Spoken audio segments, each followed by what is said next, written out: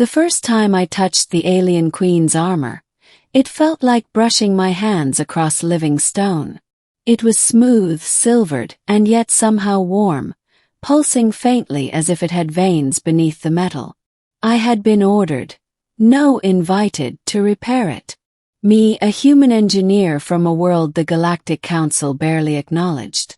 And she was watching me. Always. Queen Zalith of the Vorhara Dominion. Towering, radiant, with eyes that shimmered violet beneath the glow of her crown-like headdress. Her people called her the Star Consort, daughter of a line that claimed descent from dying suns. But in that chamber, as I knelt beside her armor stand, she was less a legend and more a presence I could feel in every breath. The beginning, the task of a human. When the Vorhara warships had first arrived, most humans thought we'd been conquered. But instead they had come with negotiations, a demand for trade and service. Among the human delegation, my skill with alien alloys caught their notice. That was how I ended up aboard the Veildar, the Queen's personal flagship. Her armor had been damaged in a skirmish against the Kaerwan Marauders, a rival species whose acidic weapons had scarred even the living alloys the Vorhara prided themselves on. I was tasked with mending it. The chamber was silent, save for the gentle hum of energy conduits beneath the floor. I laid out my human-made tools beside the armor.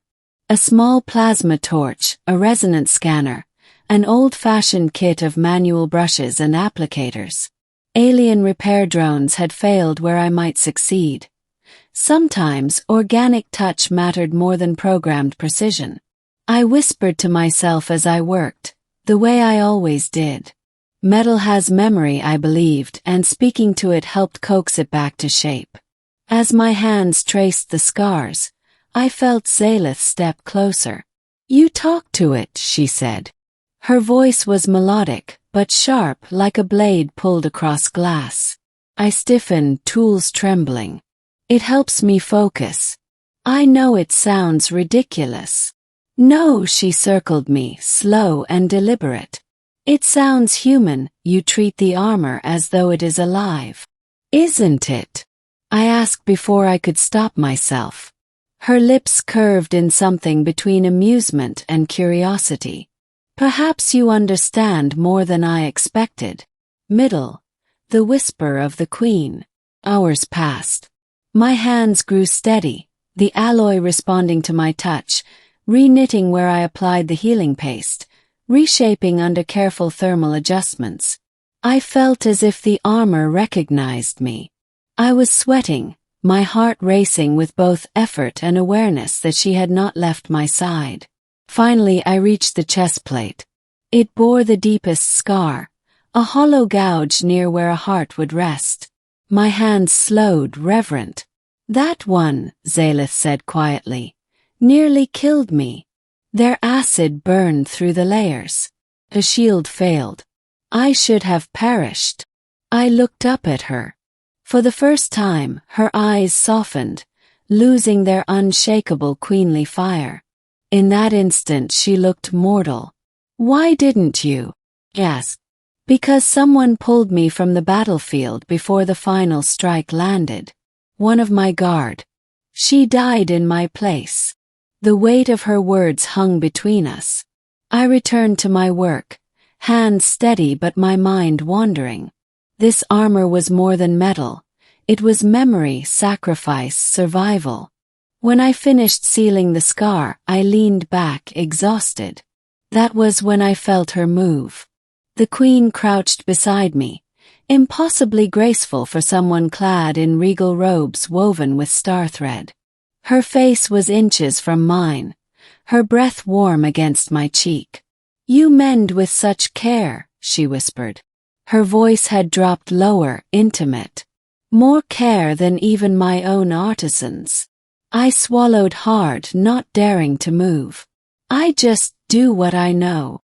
Her eyes gleamed and then, without warning, she leaned closer still. I felt the faint brush of her lips near my ear, and she whispered, "Don't be shy, human." My blood froze, then burned. I had no words. What could I possibly say to the ruler of 1,000 worlds?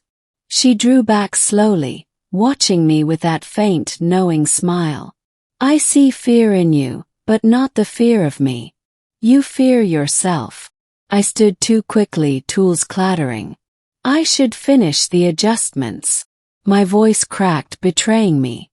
Her hand rose. 4 fingers, long and elegant, tipped with faintly glowing claws, and she caught my wrist with surprising gentleness. Stay, she commanded softly. Not as a queen, but as something else. ####, the tension of 2 worlds. That night I could not sleep. The queen's whisper lingered, replaying in my mind. Every corridor of the veil there seemed to echo her presence. In the following days, I continued my repairs. Each time she was there, closer than before. She would ask questions not about engineering but about humanity. Why do your kind cling to stories? She asked once as I reinforced the leg plates. Because stories outlive us, I replied. They remind us that even the smallest life leaves an echo. Another time she pressed further. And you, what story would you leave behind, human? Faltered. No queen had ever asked me such a thing. I don't know yet, I admitted. She tilted her head, violet eyes unreadable. Perhaps that is why you intrigue me. You have not written your story, but you dare to shape mine. Her words haunted me. I was only meant to be her repairer, a temporary presence. But each whispered question drew me deeper into her orbit. The breaking point. The repairs neared completion.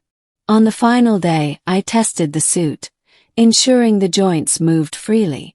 I slid my hands across the newly forged plates, checking stability, feeling the hum of its living circuits. It is whole again, I told her. Stronger than before. Zalith approached, standing tall before me. Then it is time. Blinked. Time for what? Without hesitation, she stepped onto the armor stand. The living metal responded, unfolding like a flower, wrapping around her limbs, torso, shoulders. Within seconds, she was encased in her battle form, a figure both regal and terrifying. She raised her arms, testing, then looked down at me. You have mended not only the alloy, but the memory within it. I feel her, my fallen guard, still guarding me. You gave her sacrifice meaning. Her words struck something deep inside me. Then she descended, armor gleaming, and stopped so close I could see my reflection in her violet eyes. Do you understand why I whispered to you, human? I shook my head, though my heart knew. Because strength does not come only from power. Comes from connection. And you, fragile though you are, remind me of that truth. Her gauntlet hand cupped my cheek. It was shockingly tender for metal. You fear crossing a line. But in truth, it was crossed the moment you touched my armor with reverence. The ending, a choice written in stars. Later that evening, the ship's alarms blared. Cohen marauders had returned, striking the fleet. Zalith strode into the command chamber, her repaired armor gleaming like a star reborn. I stood among the crew, watching as she prepared for battle. She turned once, her gaze locking on me. You will remain here, she ordered. But know this, when I return, our story continues. I opened my mouth to protest. What if she didn't return? But the words died in my throat.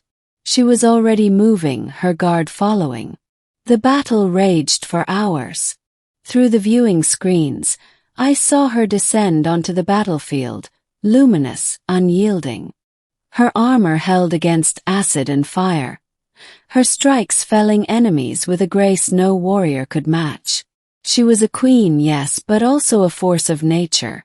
When at last she returned, alive and victorious, I felt relief crash over me like a wave. She strode to me, removed her helmet, and for a moment the queen was just Zaleth.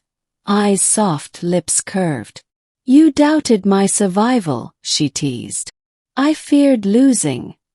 I stopped, words failing again. She leaned closer, once more whispering at my ear, but this time her voice was not commanding. It was gentle. "Do not be shy, human. The stars favor the bold." I knew then that whatever boundaries of species, rank, or destiny existed, they had already been blurred.